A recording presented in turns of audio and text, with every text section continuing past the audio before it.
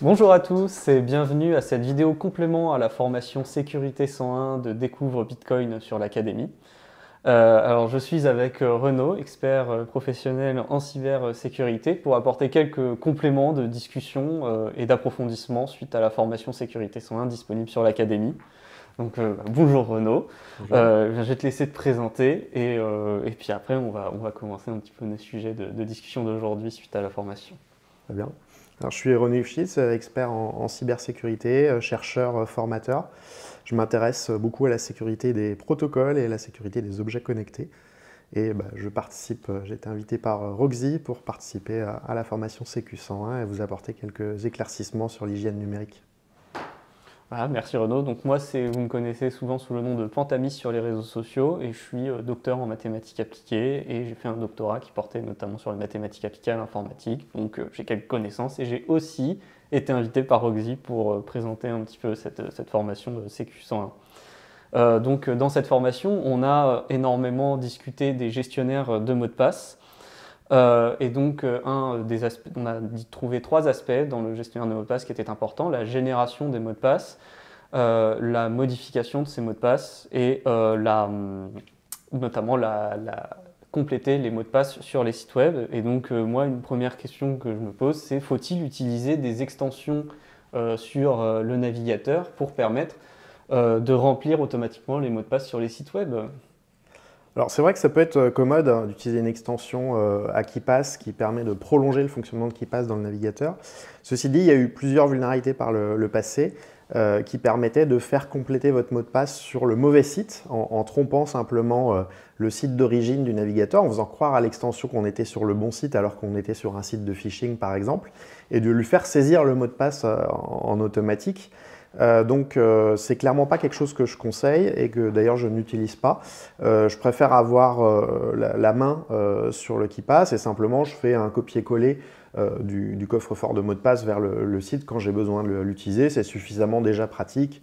J'ai pas besoin d'une extension qui pourrait être en plus vulnérable juste pour faire le copier-coller. Ok, donc tu vas manuellement sélectionner le mot de passe dans la base de données pour faire ensuite la commande pour copier ce mot de passe et le Alors, coller directement. soit le copier-coller, effectivement, soit il y a une séquence de touches en fait pour envoyer login, tab, mot de passe pour remplir le formulaire d'un coup, le deux, login et mot de passe. Et c'est Ok. largement suffisant et suffisamment pratique. Il n'y a pas besoin d'une extension supplémentaire. Et en fait, l'extension, du coup, elle est trompée. C'est dans la machine directement que l'URL du site est mal communiqué à qui passe via l'extension, c'est ça? Le problème de l'extension, c'est qu'elle va fonctionner en JavaScript et qu'il est possible d'avoir un petit code malveillant JavaScript sur la page qui trompe l'extension et lui fait croire qu'elle est sur l'URL légitime alors qu'on est sur un site de phishing et qui va forcer l'extension à saisir le mot de passe sur un faux formulaire et du coup qui va récupérer le login mot de passe. C'est pour ça que j'ai pas très confiance dans ce genre d'extension et qui plus est, ça rajoute de la lourdeur, ça handicape les performances du browser et ça augmente la surface d'attaque aussi pour un gain qui est pour moi complètement négligeable et un risque qui est un peu important. Ok, voilà. Donc souvent, ça va de pair avec la recommandation de ne pas installer trop d'extensions sur le navigateur, notamment quand elles interagissent avec des données qui sont sur votre ordinateur. Ça peut très vite mal se passer. Alors une deuxième question un peu plus poussée sur les gestionnaires de mots de passe, c'est qu'on a beaucoup recommandé l'utilisation de facteurs d'authentification supplémentaires et on a notamment beaucoup parlé des facteurs d'authentification dits TOTP avec des one-time passwords qui sont dérivés à partir de la date, à partir du temps. Naturellement, certains gestionnaires de mots de passe vous proposent de conserver la graine qui permet de générer en fait tous ces codes temporaires et de générer pour vous ensuite les codes temporaires directement dans le gestionnaire de mots de passe. Et donc moi je me pose la question de est-ce que forcément il y a une légère diminution de la sécurité, mais en même temps c'est très pratique. Voilà, quel compromis tu ferais sur la base de quels arguments? Voilà, si tu as des informations à apporter. Ouais, comme souvent en cybersécurité, en fait, on ne met pas tous ses œufs dans le même panier et on a quand même un risque que notre base de mots de passe soit volée. Et si à la fois on a les mots de passe et les TOTP dans le même fichier, c'est quand même prendre un risque assez démesuré qu'on puisse se faire voler les deux facteurs d'un coup. Donc moi, à titre personnel, j'utilise KeePass et puis j'ai mes OTP sur mon téléphone, donc sur deux périphériques différents et pas dans le même fichier. Et je pense que c'est mieux de garder ces deux facteurs vraiment distincts pour que ça reste de l'authentification justement multifacteur. À partir du moment où on regroupe les mots de passe et les TOTP dans le même fichier, on dégrade considérablement l'authentification et ça devient l'authentification presque à un facteur parce qu'il faut posséder juste ce fichier-là. Évidemment, ça ne remplace pas le mot de passe maître, mais d'avoir deux facteurs dans le même fichier, pour moi, ça écrase vraiment le niveau de sécurité. Et je pense que c'est bien de mettre son OTP sur son téléphone, contrairement au KeePass qui reste sur le PC, parce que le KeePass, on a vraiment besoin d'un copier-coller de quelque chose qui est long et complexe et qu'on ne pourrait pas faire depuis le téléphone. Alors que le TOTP, c'est juste 6 chiffres et ça se saisit en 2 secondes si on l'a sur le téléphone. Donc, ce n'est pas une contrainte forte de juste le saisir à la main. Ces 6 chiffres, ça va très très vite. Contrairement au mot de passe qui, lui, doit rester sur l'ordinateur parce que saisir 25 caractères de mot de passe, c'est évidemment pas du tout pratique. Et donc pour conserver et générer ces codes sur ton téléphone, tu utilises Authy ou est-ce que tu utilises une autre application pour faire ça, ou Google Authenticator même genre. Alors au tout début, j'utilisais Google Authenticator et c'était à l'époque où on ne pouvait pas exporter ses mots de passe. Et donc pour changer de téléphone, c'était la misère parce qu'il fallait retrouver ces fameux petits QR codes qu'on scanne pour initialiser les TOTP et je ne les avais pas tous gardés. Donc j'ai dû réinitialiser par le support mes mots de passe sur différents services et ça m'a servi de leçon. Et du coup, je suis passé à une solution open source qui s'appelle EndoTP sur Android, qui est très bien, qui est gratuite, qui est open source, qui est sérieuse, qui permet de faire un export de toutes ces graines TOTP et de les chiffrer même nativement. Donc de faire une sauvegarde chiffrée sur son téléphone. Et du coup, c'est commode, ça fonctionne bien. Alors c'est vrai que maintenant, Google Authenticator, depuis quelques mois, permet de faire un export, ou tout du moins d'associer ses graines à son compte Google et de pouvoir faire le transfert d'un appareil à un autre beaucoup plus simplement. Mais j'ai pas très confiance au fait que ça soit qu'il y ait une partie des secrets qui soient sauvegardés sur mon compte Google. J'essaye de dissocier voilà, mon identité numérique et mes mots de passe sur d'autres services. Donc je préfère voilà, gérer mes OTP, que ça ne soit pas associé à mon identité, mais que ça soit complètement indépendant. Et pour ça, voilà, Authy ou EndoTP sont très bien parce que permettent d'avoir ça sur son téléphone, donc pas au même endroit que ses mots de passe, typiquement, et en plus de faire des sauvegardes. Oui, moi aussi j'utilisais pendant très longtemps EndoTP pour justement parce qu'on pouvait facilement déchiffrer, chiffrer, manipuler le fichier directement. Ma question suivante, c'est que on a un petit peu discuté de comment il faudrait transmettre un mot de passe à une personne lorsqu'il en a besoin. Mais ça, c'est dans le cas notamment où on est encore vivant pour transmettre le mot de passe. Et donc, à l'ère du numérique aujourd'hui, il y a ce qu'on appelle le problème du deuil numérique, et donc notamment transmettre ces mots de passe une fois qu'on est décédé. Donc, il faut pouvoir faire en sorte que ses proches puissent récupérer les mots de passe afin de fermer les comptes, terminer les clôturer ou signaler simplement sur les réseaux sociaux l'événement tragique. Donc c'est évidemment un sujet qui n'est pas très drôle, mais du coup c'est peut-être un petit peu différent de la recommandation que l'on a faite lors de la formation qui consistait simplement à envoyer des messages avec des messageries bien sécurisées de préférence. Là comme on est mort on ne peut pas, et donc qu'est-ce qu'on peut faire pour pouvoir transmettre ces mots de passe à ses proches une fois que là encore, le gestionnaire de mots de passe est une facilité pour ça. Parce qu'en fait, il suffit simplement de récupérer ce fameux coffre de mots de passe sur un appareil numérique du défunt et que vous ayez convenu avec lui en avance d'un endroit où trouver un papier avec le mot de passe maître. Donc il suffit simplement que avant son décès, il écrive sur papier son mot de passe maître, qu'il le mette à un endroit qui vous partage, juste il vous donne le nom de l'endroit précis où il a mis ce papier-là.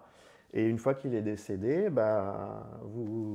quand vous prenez lieu dans son domicile, vous allez chercher le fameux petit papier et le fichier numérique associé et vous pouvez ouvrir son coffre-fort de mot de passe. Donc là encore, le gestionnaire de mot de passe facilite beaucoup l'héritage et la transmission de tous les secrets numériques, du coup, qui se retrouvent au même endroit et qui sont sous une forme en plus plutôt sécurisée et qui permettent de céder à une personne de confiance tout son héritage numérique. Un autre avantage que je vois moi avec le gestionnaire de mots de passe pour ce type de problématique, c'est tout simplement qu'on connaît les comptes que vous avez ouverts. Parce que vous avez vécu votre vie, vous avez peut-être ouvert des comptes, vous n'avez peut-être pas informé vos proches que vous aviez un compte à tel ou tel site et qu'il y a peut-être, je ne sais pas, de l'argent parce que c'est un exchange ou des choses de ce type-là.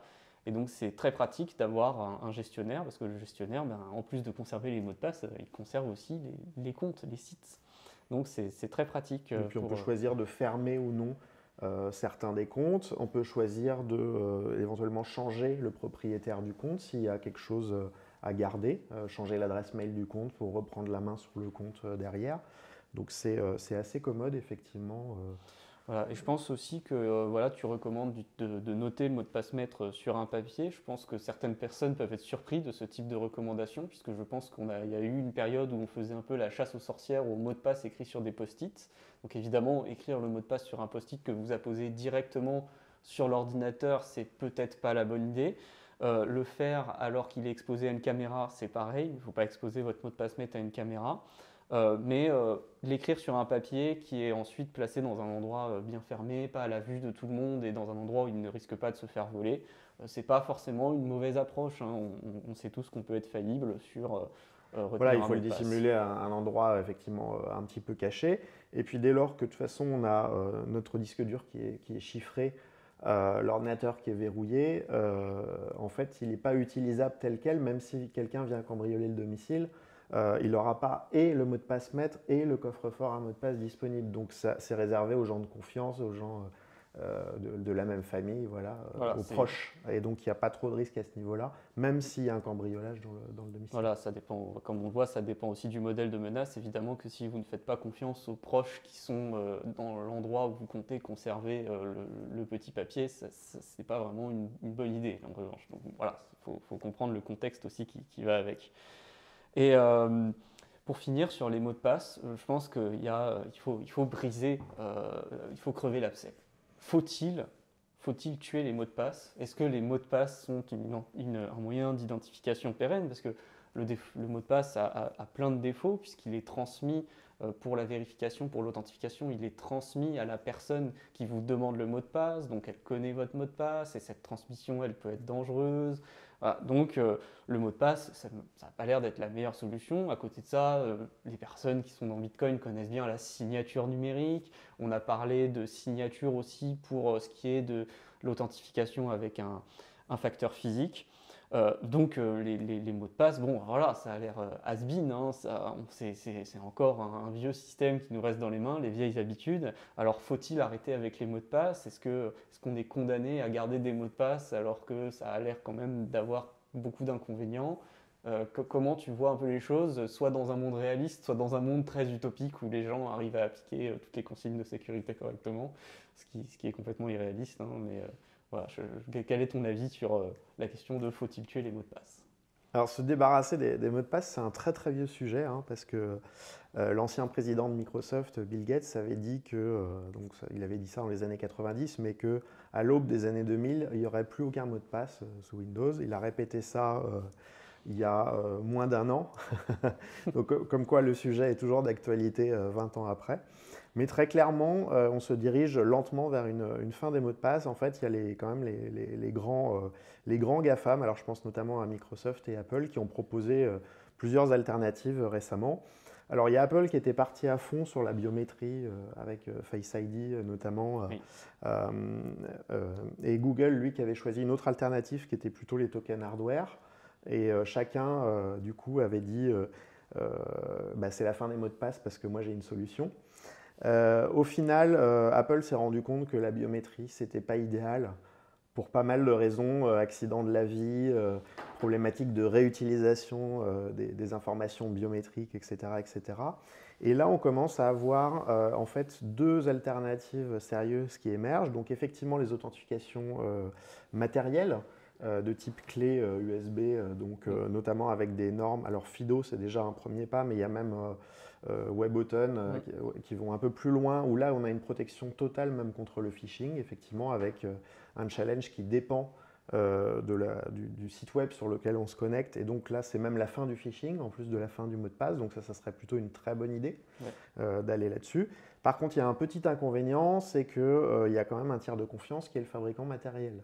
Voilà, le fabricant, les puces sont fabriquées beaucoup en Asie. Est-ce qu'on fait confiance aux États ou aux usines qui fabriquent ces mêmes puces pour toute notre sécurité numérique? Là, il y a une vraie question en fait, de souveraineté numérique sur est-ce qu'on fait confiance à ce matériel-là? Voilà.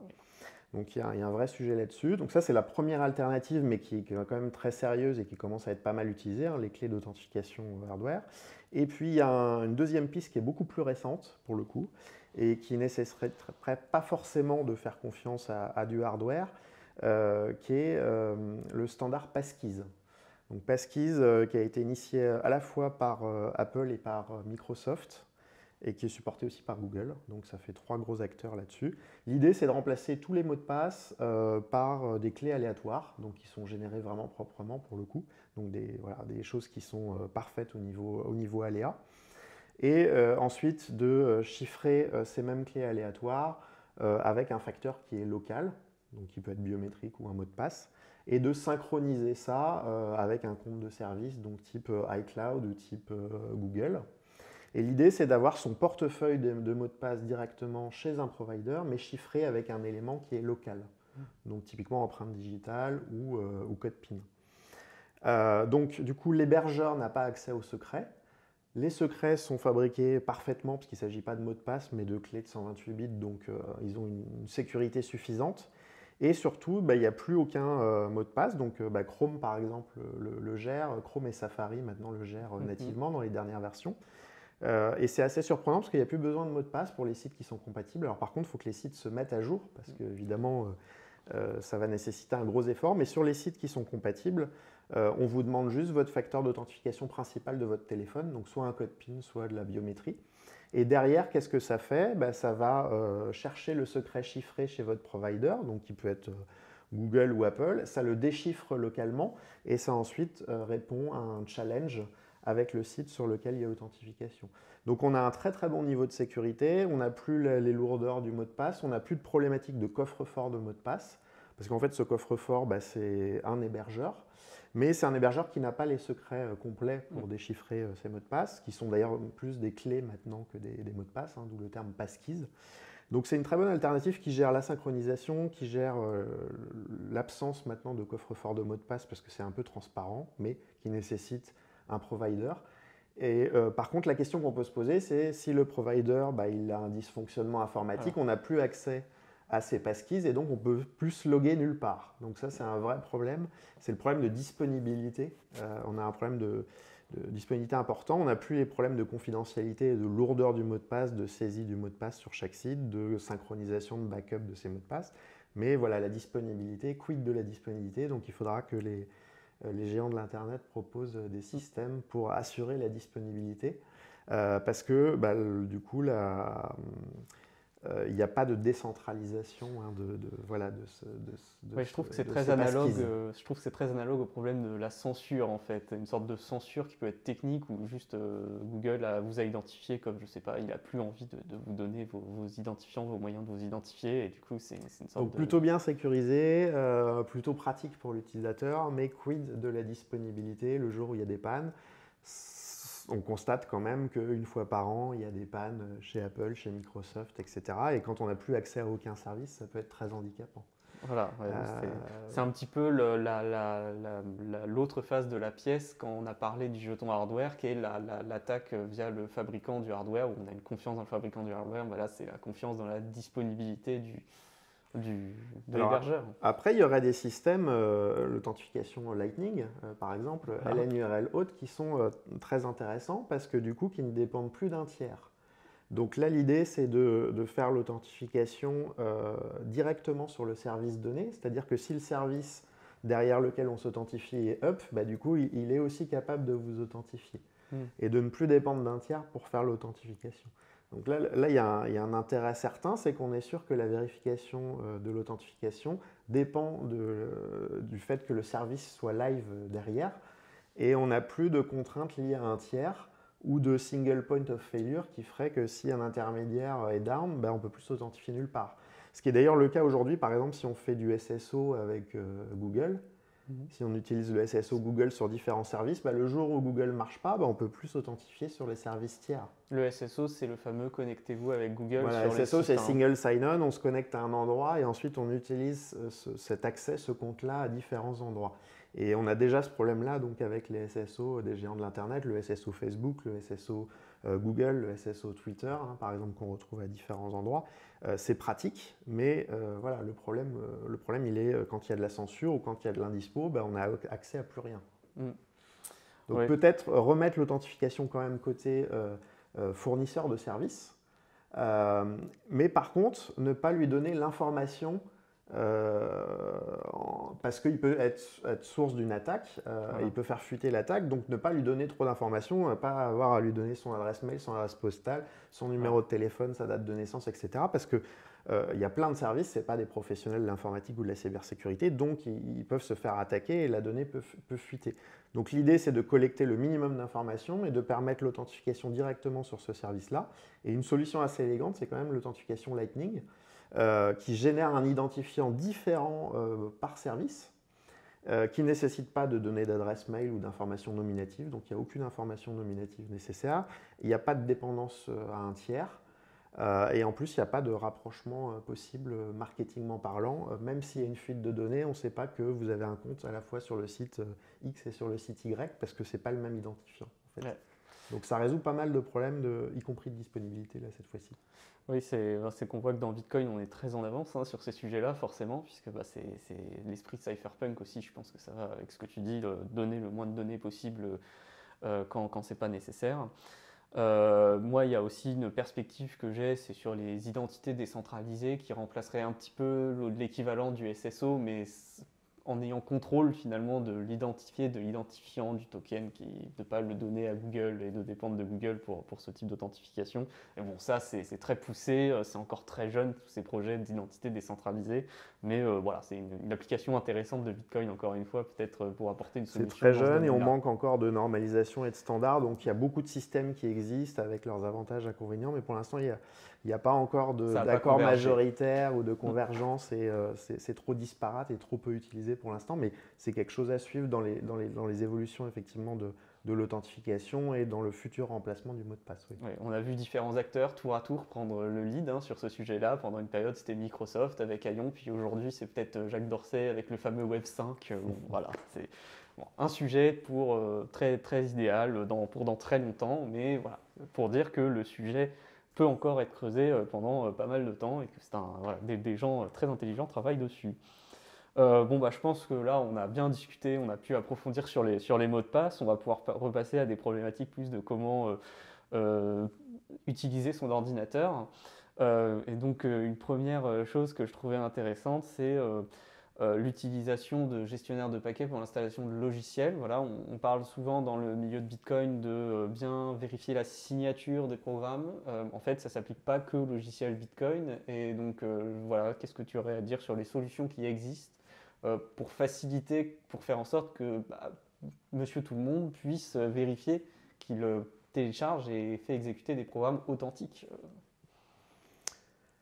Alors, oui, c'est une vaste question. Alors, c'est vrai que les Windowsiens ne sont pas très habitués aux gestionnaires de paquets parce qu'ils n'existent pas sous la forme directe. Mais par contre, les Linuxiens connaissent les gestionnaires de paquets, les APT, les Yum, etc., qui existent déjà en standard sur la plupart des distributions Linux. Donc pour le coup, le gestionnaire de paquets, c'est très intéressant sur plusieurs aspects. Déjà, ça permet de faire des mises à jour très simplement et de tout son système d'un coup, ce qui évite d'avoir à mettre à jour chaque appli une par une via son menu, rechercher les mises à jour dans Adobe Reader ou qui peut être un peu fastidieux. Donc le gestionnaire de paquets, ça permet déjà de mettre tout à jour d'un coup, très simplement. Donc ça a cet avantage-là, mais ça permet aussi de vérifier l'authenticité de la mise à jour et qu'on n'aille pas télécharger sur un site en direct sur Internet, qui est par ailleurs aussi fastidieux, mais de vérifier systématiquement les mises à jour et qu'on a bien la même clé, le même auteur qui signe à chaque fois les packages de mise à jour. Donc ça permet aussi de vérifier la provenance par ailleurs. Mais on commence à voir ce système de mise à jour même intégrer Windows. Donc Windows commence à reprendre ce qui existait sur le monde Unix depuis plus de 30 ans, 40 ans même, on peut dire, à travers le Microsoft Store, hein, donc déjà qui regroupe des logiciels de confiance pour éviter qu'on aille télécharger n'importe quoi sur Internet, mais qui permet aussi de faire de la mise à jour de tous les paquets qu'on a ou tous les logiciels qu'on a sur la machine. Donc ça, c'est la solution Microsoft, mais on peut installer un gestionnaire de paquets supplémentaire, on va dire. Il y a NuGet, par exemple, qui est un peu plus ouvert, ou Chocolaté, donc on mettra les liens en commentaire. Mais par exemple, Chocolaté, qui existe à la fois en interface graphique et en interface CLI pour les administrateurs système, mais permettent de télécharger plein de logiciels open source qui ne sont pas forcément dans le Microsoft Store, donc c'est un petit peu plus ouvert. N'importe qui peut mettre ses contributions sur ce magasin d'applications. Et on a aussi les fonctionnalités de mise à jour automatique, de téléchargement depuis des sources sûres, de vérification des signatures. Donc voilà, on a tous les intérêts d'un gestionnaire de paquets qu'on peut installer optionnellement en plus sur les systèmes Microsoft. Et puis sur Mac comme sur Unix, on a aussi les gestionnaires de paquets comme Brew ou Homebrew hein, qui permettent aussi d'un coup, d'un seul, de faire toutes les mises à jour et voire de recompiler, même si on a installé certains logiciels open source à partir de notre code source, de recompiler ces logiciels proprement sans avoir à le faire manuellement, ce qui évite pas mal de choses fastidieuses. Oui.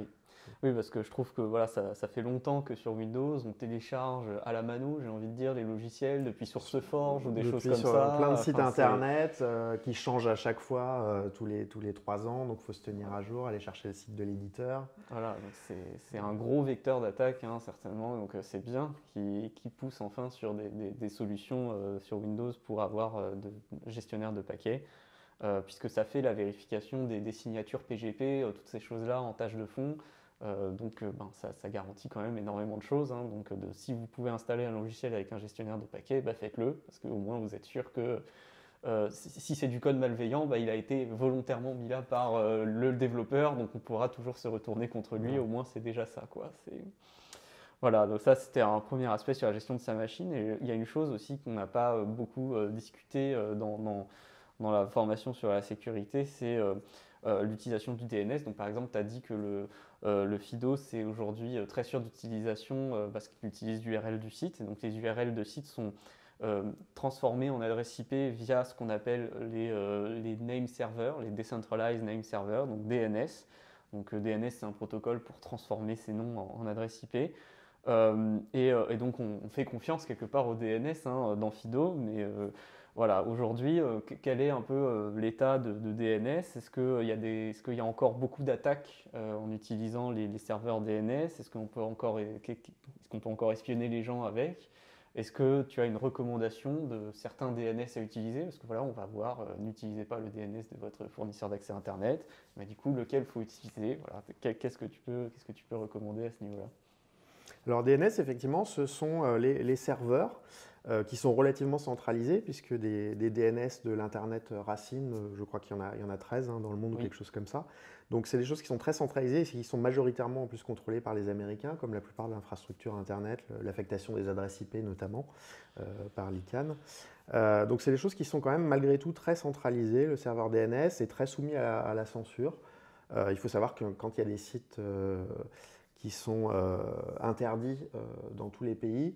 Généralement, ce n'est pas un blocage vers le site, c'est simplement on demande aux fournisseurs DNS de mentir, ce qu'on appelle les DNS menteurs, et de retourner une adresse IP invalide ou une adresse IP localhost quand on fait une requête vers un site de téléchargement, par exemple. Moi, l'exemple que j'ai en tête, c'est évidemment un certain site que beaucoup de scientifiques utilisent souvent. Ah oui, tout à fait. On peut citer C-Hub, effectivement, qui vise à libérer les articles scientifiques du joug des éditeurs qui les font payer très très cher alors qu'ils les reçoivent gratuitement. Effectivement, pour la recherche scientifique, il y a C-Hub qui est beaucoup utilisé et dans pas mal de pays, il est bloqué. Mais en fait, ce n'est pas le site qui est bloqué, c'est la résolution des DNS vers ce site-là. Donc, on demande aux fournisseurs d'accès de certains pays de mentir et que quand on demande C-Hub, on renvoie une adresse IP invalide. C'est le principe des DNS menteurs. Et effectivement, ça fait partie des inconvénients de DNS. D'ailleurs, DNS, c'est un très très vieux protocole hein, qui est aussi vieux que l'Internet et qui n'a pas du tout été sécurisé à la base. quand il a été créé. Comme d'ailleurs la plupart des protocoles Internet n'ont pas été du tout conçus pour être sécurisés, c'est-à-dire qu'il n'y a pas d'authentification, il n'y a pas de chiffrement. DNS, c'était utilisé dans des services informatiques de gens qui se connaissaient tous, hein, grosso modo, dans les universités. Donc il n'y avait aucune sécurité, hein, on faisait confiance, grosso modo, parce que c'était les collègues qui répondaient, qui montaient le serveur DNS. Aujourd'hui, on n'est plus du tout sur la même échelle, évidemment. DNS, c'est utilisé au niveau mondial et plus dans un service informatique d'université. Et donc, sur le protocole DNS, il n'a quasiment pas évolué depuis sa création et il est très mal sécurisé. Donc effectivement, il y a eu beaucoup de problèmes de sécurité sur DNS, du DNS poisoning, etc., y compris chez les gros fournisseurs d'accès Internet français. Mais par contre, il y a des progrès en termes de nouveaux protocoles qui commencent un petit peu à se substituer à DNS. Alors il y a le DNSSEC, mais qui est encore très peu utilisé, qui fait de la cryptographie forte, des PKI, sur le DNS et qui permet d'avoir de la signature et du chiffrement des requêtes notamment, qu'on peut utiliser aussi avec IPv6. Voilà. Mais ce n'est pas celui qui perce le plus, parce qu'il est quand même un peu complexe à déployer. Maintenant, donc déjà, il y a des fournisseurs DNS alternatifs en plus de ceux de son fournisseur d'accès Internet. Donc quand on accède à Internet par défaut, on accède en requêtant les DNS de son fournisseur d'accès Internet, mais qui sont souvent des DNS menteurs, parce qu'ils sont soumis à la législation du pays dans lequel on est, et donc il y a des entrées qui mentent, très généralement. Hein. C'est pour ça que vous ne pouvez pas aller sur certains sites, parce qu'ils sont bloqués par réquisition judiciaire. Donc ça peut avoir un intérêt pour l'Internet libre de choisir des DNS qui ne sont pas des DNS de son fournisseur d'accès Internet. Non seulement pour ne pas être soumis à la censure, mais aussi pour d'autres usages, par exemple du blocage publicitaire. Donc il y a des DNS qui sont dédiés au blocage publicitaire, et quand vous faites une requête vers un nom de domaine qui est utilisé pour servir des publicités, il va mentir, mais cette fois-ci pour vous empêcher d'avoir des publicités intempestives qui s'affichent, et au contraire ne va pas mentir quand il s'agit d'accéder à un site de contenu intéressant. Donc il y a déjà ces alternatives-là, donc il y en a plein. Il y a Google qui a sorti son service DNS, qui a été un des premiers à dégainer, qui est 8888. On a OpenDNS également. Voilà, il y a pas mal d'autres services ensuite qui se sont lancés. Il y en a 5 ou 6 gros indépendants, on va dire. Et puis sinon, DNS reste DNS. Donc quand on envoie une requête DNS vers ces services-là, le fournisseur d'accès Internet peut toujours voir la requête passer en clair, puisque le protocole en lui-même est un protocole en clair.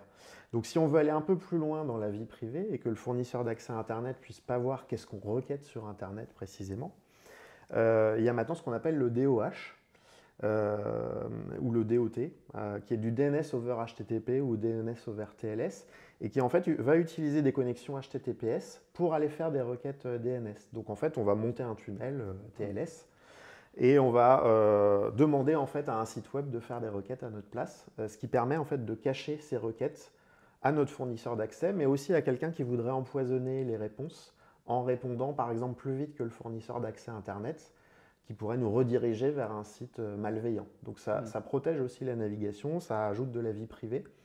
C'est ce qu'on appelle le DOH ou le DOT, et c'est même utilisé en entreprise aussi, parce que c'est justement plus sécurisé que le DNS classique. Ça évite un certain nombre d'attaques, de man in the middle notamment, et ça améliore la vie privée dans le cadre par exemple d'un activiste ou d'un journaliste qui surferait et qui ne voudrait pas qu'on sache qu'il aille sur tel ou tel site de médias pour consulter des données. Alors pour l'instant, ce protocole n'est pas très répandu, mais comme tu dis, il est plutôt répandu en entreprise pour l'instant, mais c'est voué à croître en tout cas.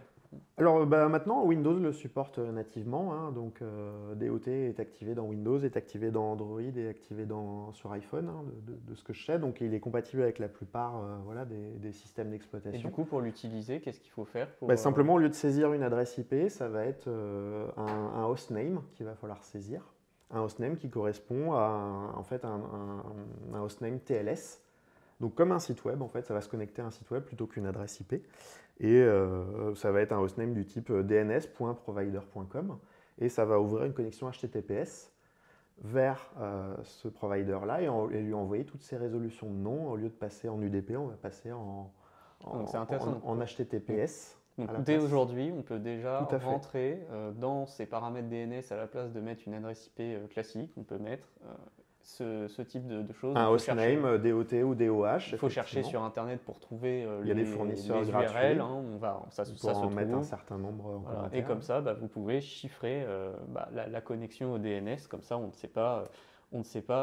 Donc meilleur pour la vie privée, mais ça évite aussi les attaques de man in the middle, notamment quand on est sur des réseaux qui ne sont pas des réseaux de confiance, donc des réseaux Wi-Fi publics typiquement aussi, ça améliore bien la sécurité. Et donc ça améliore même la sécurité de Fido, puisque Fido peut être attaqué via le DNS, et bien là on peut éviter encore ça en chiffrant la connexion avec le DNS via ces nouveaux protocoles. Donc voilà, je pense que ça c'est une petite recommandation simple en plus pour les gens qui ont envie de encore un petit peu améliorer leur utilisation, leur navigation sur le web. Moi je pense qu'on va pouvoir passer à la partie un peu plus fun. Moi j'aimerais bien, je suis très curieux de savoir quelle a été la plus belle attaque informatique que tu as vue dans ta carrière jusque-là. Donc évidemment tu ne peux pas partager tous les détails, mais je serais intéressé de savoir quelle est l'attaque qui t'a le plus impressionné, que quand tu l'as vue tu te dis waouh, quand même là c'est chaud. Qu'est-ce qui t'a marqué? Alors si tu peux m'en permettre, 2 attaques. Vas-y, 2 attaques. Une, parce que comme je suis chercheur en cybersécurité, il y a des choses que je fais à titre personnel et à titre prospectif, et il y a des choses aussi que je fais pour mes clients, donc c'est 2 choses un peu différentes. Mais à titre personnel, en fait, je me suis intéressé à la sécurité des paiements sans contact fin 2011, quand en fait, c'était pas encore déployé en France. Et quand il y avait juste du bêta-test de ces cartes de paiement sans contact, vulgairement appelées NFC. Et donc j'ai demandé à ma banque à faire partie des 1000 premiers utilisateurs en test de ces cartes de paiement sans contact fin 2011. Et à ma grande surprise, j'ai trouvé qu'il n'y avait ni authentification ni chiffrement. Et qu'on demandait à la carte quel est ton numéro de carte, quel est le nom du porteur, quels sont les 20 derniers achats. Elle nous renvoyait ça, on n'avait pas montré patte blanche, tout était stocké en clair, etc. etc. Tout va bien. Donc j'ai remonté ça, j'ai exposé ça au printemps 2012 et ça a été largement exposé dans les médias et on continue à en parler aujourd'hui que c'est très peu sécurisé. Et effectivement, la carte bancaire est moins sécurisée qu'une carte de transport Navigo par exemple, qui est ultra sécurisée avec de l'authentification, avec du chiffrement, avec des vérifications de délai d'accès à la carte, pour vérifier qu'il n'y a pas des attaques man in the middle, etc. Donc c'est assez surprenant qu'au final, une carte bancaire soit moins sécurisée qu'une carte de transport. Et je ne m'attendais pas du tout.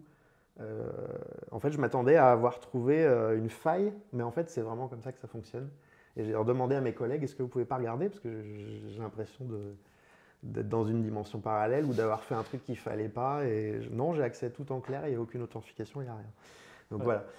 Alors même que le site, par exemple, de la foire aux questions d'un de ces éditeurs de cartes dit bien que c'est très sécurisé, ça utilise des cryptogrammes dynamiques, ils nous disent aussi, alors que tout est en clair. Voilà. Donc il y a la différence entre le discours marketing et la réalité des choses. Je trouve que c'est toujours impressionnant, les banques aussi, par exemple, quand je vois les critères qu'ils ont sur les mots de passe qu'on peut mettre sur les comptes en banque, ça m'impressionne toujours de voir que c'est des critères qui nous forcent à utiliser des mots de passe que je trouve extrêmement faible.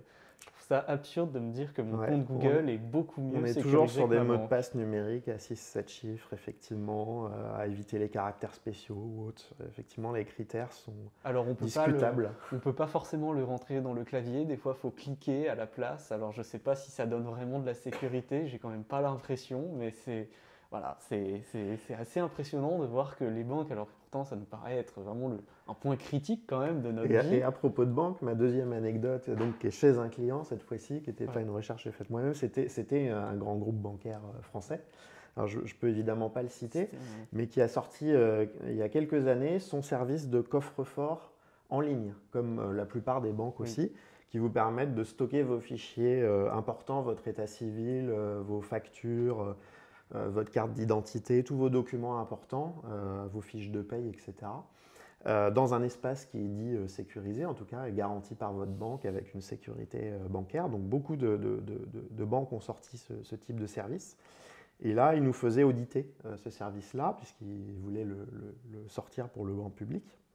Et à vrai dire, il était déjà sorti pour une poignée d'utilisateurs, enfin en test, voilà. Et il s'agissait de l'auditer. Et en fait, j'ai été extrêmement surpris parce que la sécurité était quasi nulle, pour ainsi dire. Alors déjà, en fait, l'interface d'administration du coffre-fort en ligne était disponible sur Internet alors que généralement on met l'interface d'administration du côté interne de l'entreprise et ensuite on présente le service côté externe, donc sur Internet. Mais là, l'interface d'administration était directement accessible sur Internet à travers SSH, qui est un protocole d'administration très connu des administrateurs système. Et le login en administrateur était autorisé, donc le login en route était autorisé. Et ça, ce n'était pas le pire, on va dire, c'est déjà des très mauvaises pratiques, mais alors le pire, c'est que le mot de passe qui avait été choisi, c'était Toto. Alors littéralement, on dit ne mettez pas Toto en mot de passe, hein, c'est littéralement ce qu'on dit dans les tutos pour les ânes, les débutants en cybersécurité. Mais là, le mot de passe était Toto, donc c'était root Toto, et ça permettait d'accéder à tous les fichiers de tous les utilisateurs, en clair, cet accès par Internet, voilà, juste avec root Toto, pour accéder à tous les fichiers en ligne de tous les utilisateurs. Finalement, on voit que le plus impressionnant, c'est pas tant les attaques, c'est à quel point on a des pratiques qui sont pourtant venant d'acteurs qui mettent en avant une grande sécurité. On voit qu'en fait, dans la pratique... Donc même dans les banques, la sécurité, des fois, c'est pas toujours ça. C'est pas toujours, voilà. Et je pense que j'ai beaucoup de témoignages de personnes qui me disent aussi que les mots de passe dans certains outils d'administration interne à des entreprises sont souvent... Soit ça peut être admin par exemple pour accéder à l'interface d'administration, voilà, donc admin, n'utilisez pas admin. Il y a beaucoup de mots de passe par défaut, effectivement, voilà, qui ne sont jamais changés. Donc c'est comme 1, 2, 3, 4, 5, 6 password ou tout ce que vous voulez, n'utilisez pas le mot de passe admin. Hein. Je veux dire, c'est littéralement la première chose qu'on va essayer dès qu'on est sur une interface qui est censée être interne. Hein. Donc voilà, donc je trouve ça quand même assez impressionnant que ce soit pas tant les attaques qui impressionnent, mais wow, surtout le fait que... oui, parfois il n'y a pas besoin d'une attaque sophistiquée, hein, c'est vraiment sur des choses très Parce que moi j'ai commencé à beaucoup m'intéresser à la sécurité informatique quand j'ai appris en 2015, lors de l'attaque sur la chaîne YouTube Vevo qui avait été hackée par des gosses de 15 ans, voilà.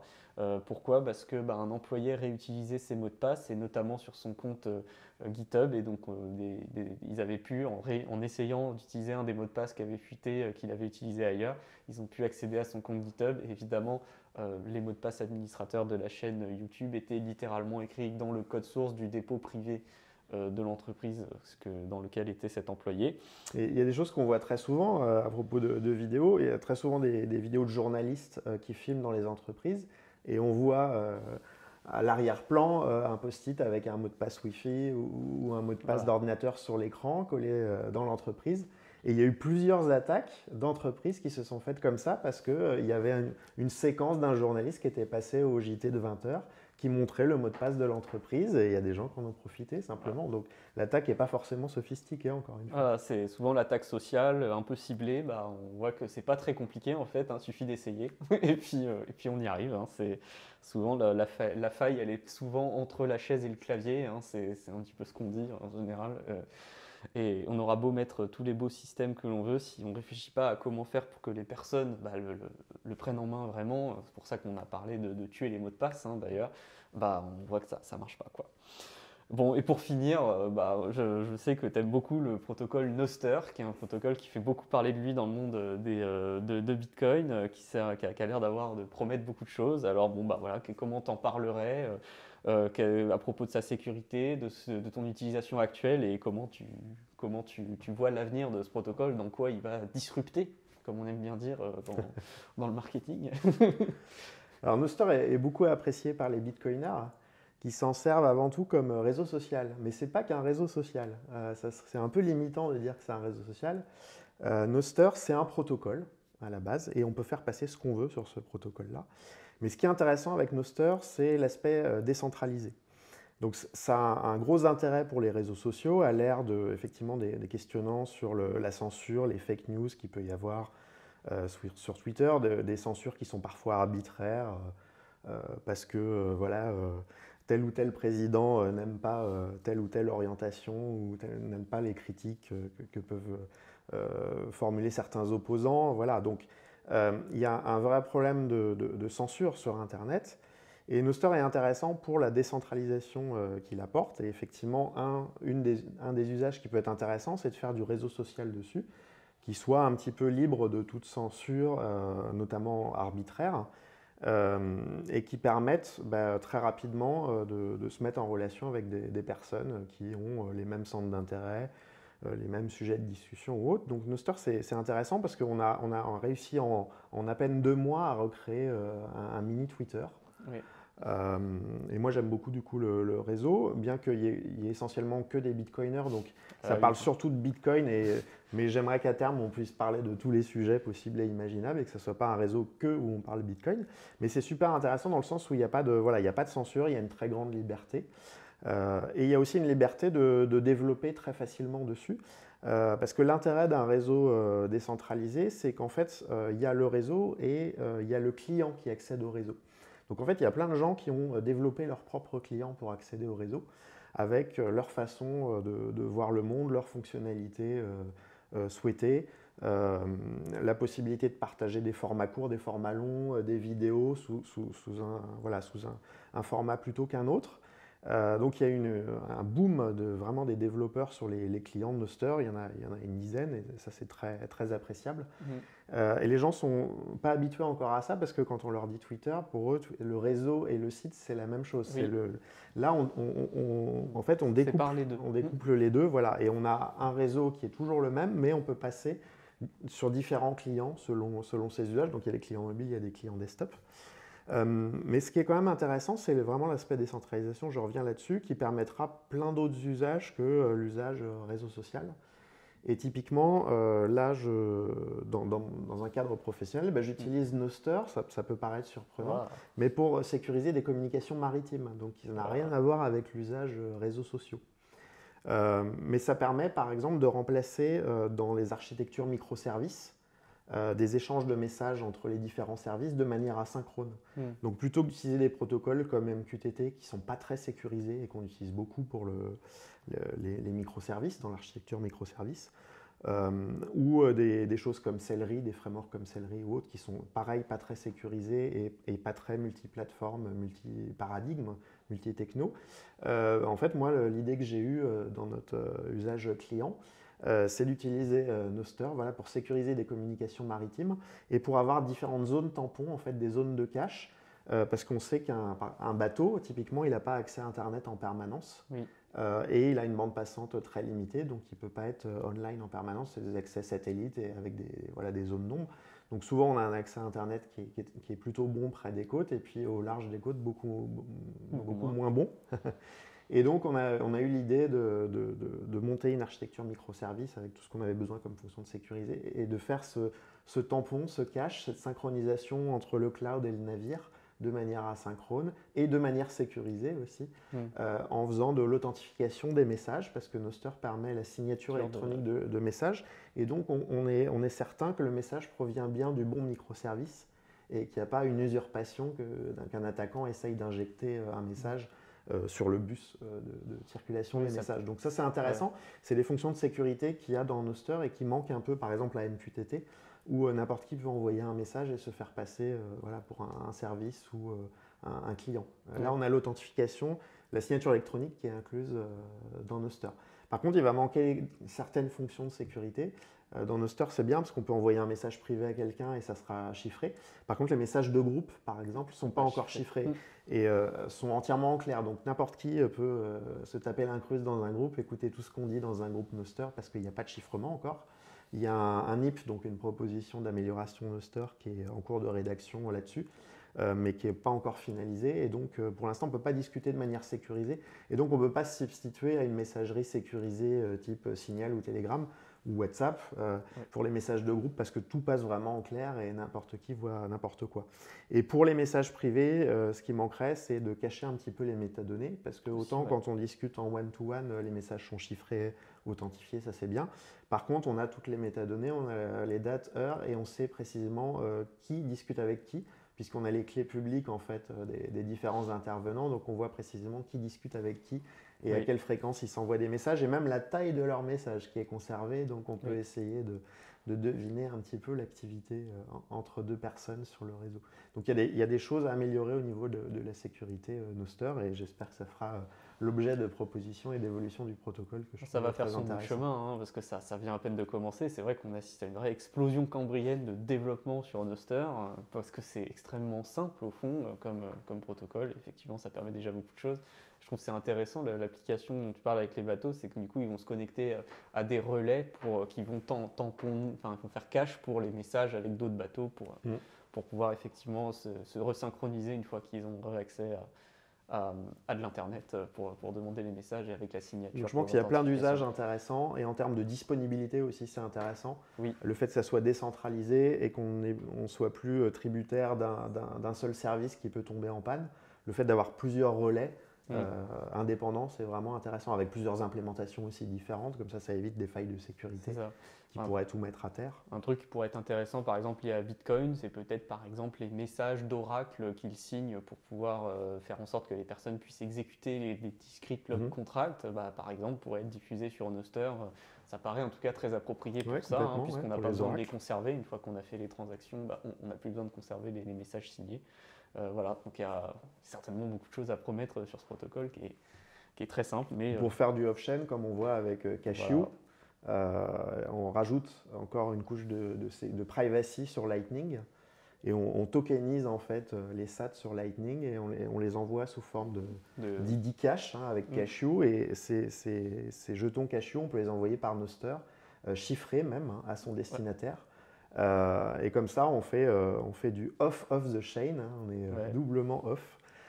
Et on a une très bonne confidentialité, on ne sait pas qui a envoyé de l'argent à qui et quand ça s'est fait avec ce système de tokenisation et de off the record, off-chain communication.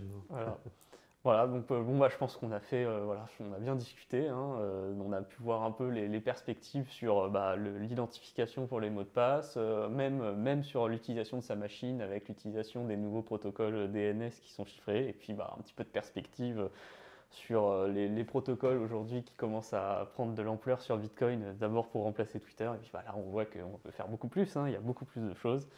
Donc je te remercie Renaud pour cette discussion, c'était très intéressant. Je remercie les viewers, merci d'avoir regardé la vidéo. Donc n'oubliez pas, c'est une vidéo qui fait partie de la formation CQ 101 donc de l'Académie du Bitcoin qui est proposée par Découvre Bitcoin, dans laquelle on parle des choses un peu plus basiques. Il s'agit ici d'une version avancée, d'une discussion plus avancée suite à cette formation. Donc n'hésitez pas à mettre des likes, à aller suivre la formation si vous n'avez pas tout compris de ce qu'on a dit, parce que ça vous aidera beaucoup pour avoir une meilleure hygiène numérique. Voilà, je vous dis merci à tous, au revoir, et merci Renaud encore une fois, et puis une prochaine fois. Merci d'avoir écouté la vidéo. Pour nous suivre sur les réseaux, c'est Découvre Bitcoin. Un grand merci aux Patreon, aux personnes qui font des donations ou qui nous soutiennent via le e-commerce pour qu'on puisse continuer à fournir des formations, tutoriels et interviews gratuites en 3 langues. Pour plus d'informations sur Bitcoin ou pour n'importe quelle autre question, rendez-vous directement sur www.découvrebitcoin.com. On se retrouve pour la prochaine vidéo. À bientôt les amis!